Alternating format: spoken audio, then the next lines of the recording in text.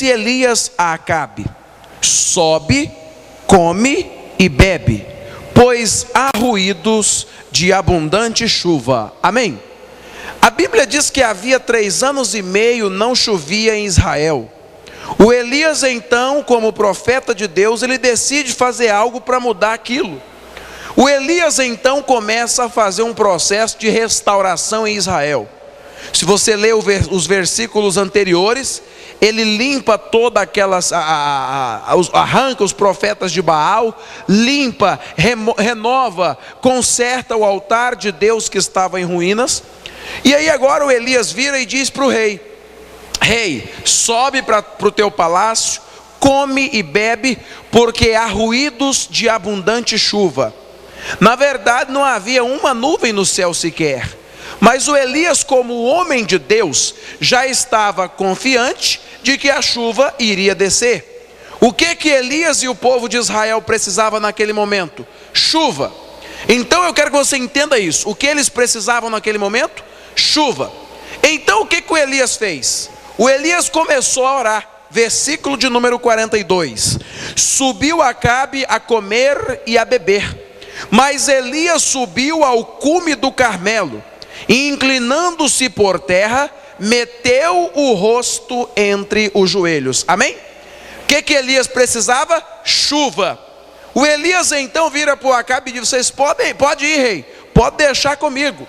E ele então sobe para o cume do Carmelo, para o topo do Monte Carmelo, dobra os joelhos e começa a fazer um clamor a Deus. E ele começa a orar para que houvesse chuva na terra. O que tem a ver a história do Elias comigo e com você? Talvez você não precisa de chuva, mas existe algo que você precisa: uma transformação no casamento, uma cura, uma libertação, um renovo espiritual. Amém? O que nós devemos fazer quando há algo que nós precisamos na nossa vida? O mesmo que o Elias fez. O Elias foi orar. Tem gente que quando precisa de uma bênção, de algo, e ele não a tem, ele começa a reclamar, a murmurar. Não foi o que o Elias fez. O Elias sobe ao cume do monte e começa a orar.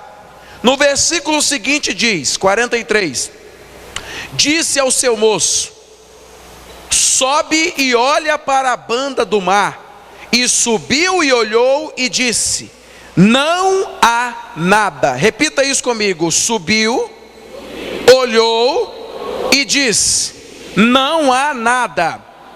O Elias então começa a orar, a buscar a Deus por aquilo que ele queria, que era chuva.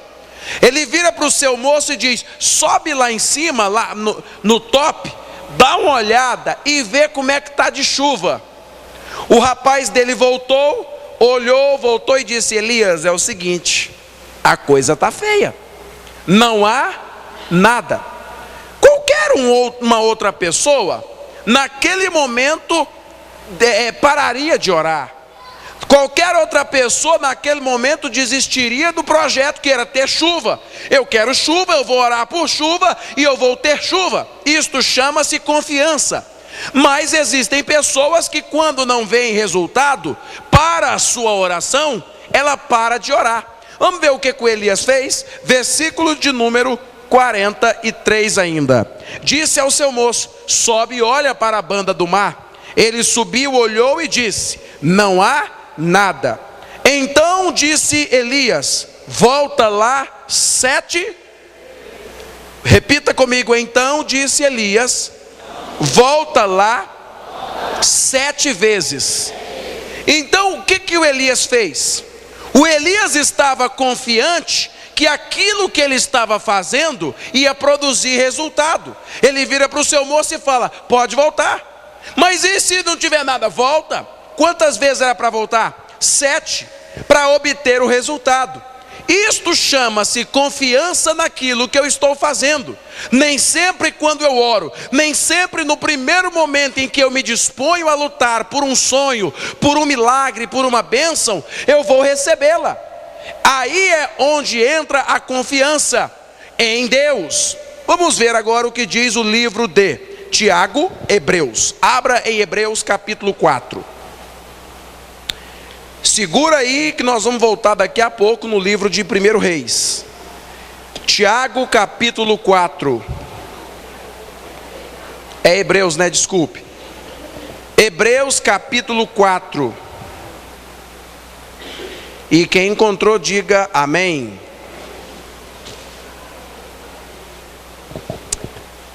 Hebreus capítulo 4, versículo de número 16. Quem encontrou, diga amém. Diz assim o texto, Hebreus 4,16: Cheguemo-nos, pois, com confiança ao trono da graça, para que recebamos misericórdia e achemos graça, vírgula, a fim de sermos socorridos no momento oportuno. Repita isso comigo agora, olhando para mim. Cheguemo-nos com confiança ao trono da graça, a fim de sermos socorridos em tempo oportuno. Repita mais uma vez, bem forte. Cheguemo-nos com confiança ao trono da graça, a fim de recebermos socorro em tempo oportuno. O Elias estava orando para que a chuva descesse sobre a terra. 3 anos e meio sem chover. No primeiro momento que ele ora, nada acontece. O rapaz olha e diz: olha, não tem nada. O Elias vira para ele e diz: vai e volta 7 vezes. E se não tiver nada, pode voltar todas as 7. O Elias estava naquele momento orando, e ele estava com confiança de que aquilo que ele estava fazendo ia dar certo.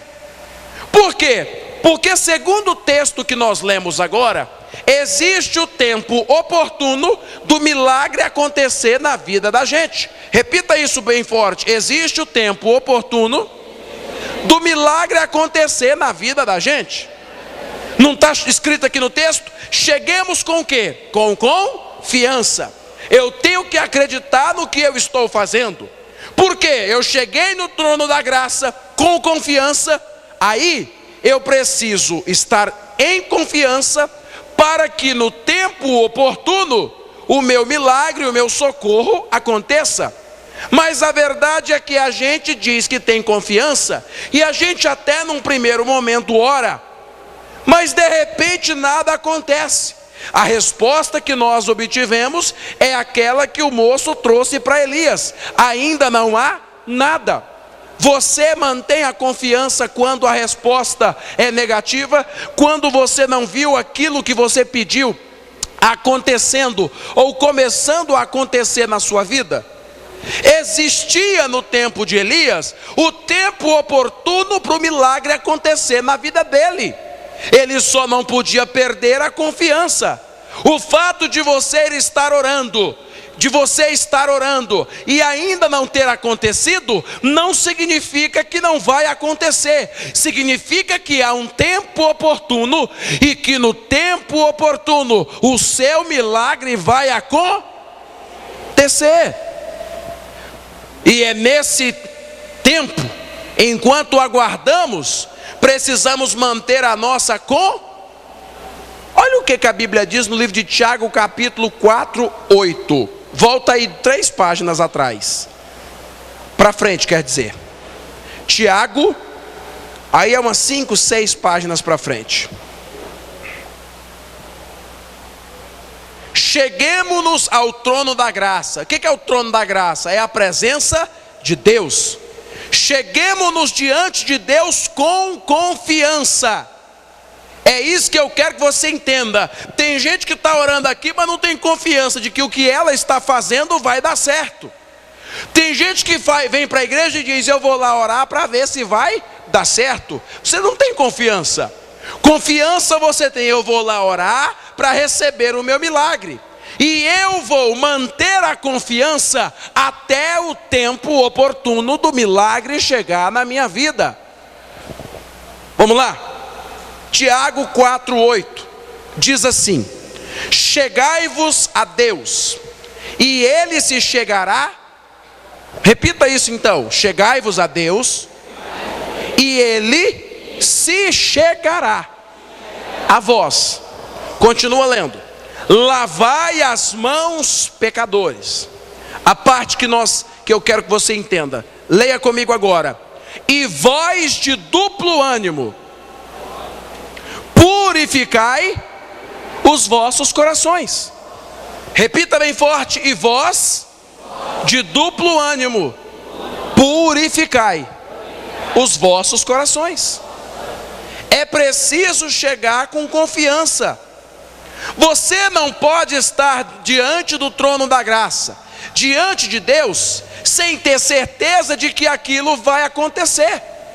Aqui no texto nós entendemos: há um tempo oportuno para o milagre acontecer, mas até o milagre acontecer, eu preciso manter a minha confiança. E aí o texto que lemos diz: tem gente que tem duplo ânimo. Tem gente que um dia está crendo, vai acontecer, vai chegar, vai vir, o meu milagre vai acontecer. Mas tem gente também que daqui a pouco o ânimo dela muda, uma semana ela se mantém. Vai acontecer, vai chegar, meu casamento vai mudar, minha família vai ser transformada. Mas na outra semana, o ânimo dela já não é mais o mesmo, e ela desanima. Esta pessoa tem duplo ânimo. O texto está dizendo que você tem que purificar teu coração, você tem que se limpar, porque só recebe quem chega diante do trono com confiança, acreditando. O pastor Jaime de Amorim conta na televisão um caso que eu achei engraçado. O pessoal foi orar para chover numa cidade do sertão aí, que estava muito tempo sem chover. O pastor reuniu a igreja e disse: irmãos, vamos orar. Isso o pastor Jaime contando, Jaime de Amorim. Vamos orar. Todo mundo foi para a oração. Quando procuraram a menininha que ia com eles, de repente a menininha vem com um guarda-chuva na mão e um sol quente de rachar. De repente o pessoal olha e pergunta: uai filha, para que esse guarda-chuva? A menininha, na sua inocência, disse: nós não vamos lá orar para chover? A pergunta que eu faço é: quem é que estava com confiança naquilo que estava fazendo ali? Somente? Você entendeu o que é confiança? É orar sabendo que no tempo oportuno vai acontecer. O Elias fez isso, ele foi orar sabendo, virou para o rei e falou: pode ir para a tua casa, pode descansar, vai comer, vai beber, porque vai chover. Diga amém. Isto é confiança. Voltemos para 1 Reis 18 para a gente concluir. 1 Reis capítulo 18, versículo de número 43. Disse Elias a seu moço: sobe e olha para a banda do mar.